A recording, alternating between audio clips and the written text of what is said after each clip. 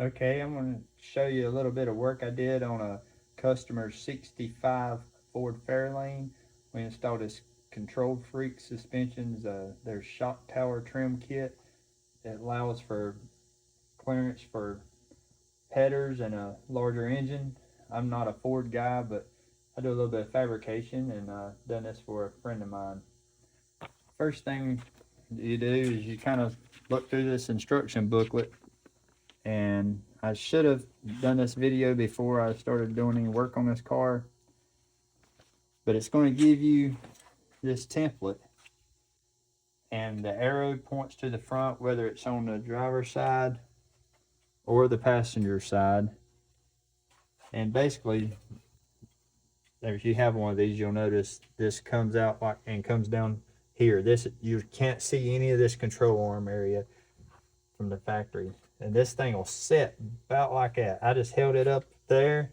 It says to trace the whole outside. This will not fit. It sticks out like this. So you kind of eyeball it, center it up, trace it with a Sharpie marker the best you can.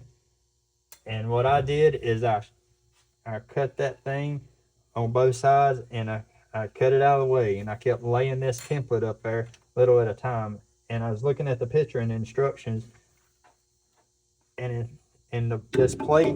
this plate comes with this, but you cut it until it goes all the way down, and just trim this up nicely. And you will have to weld here because this panel is cutting away you'll see there's a split in this once you cut that extra material out of the way.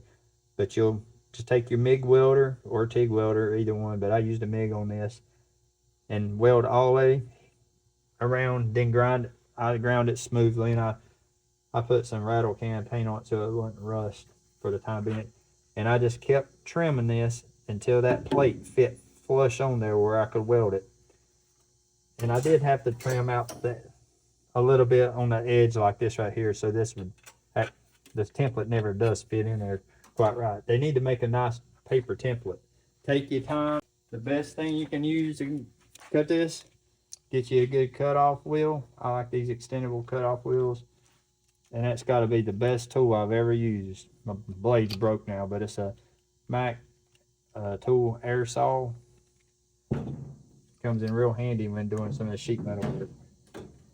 That, and get you a right angle die grinder. Works really good for grinding this smoothly around there.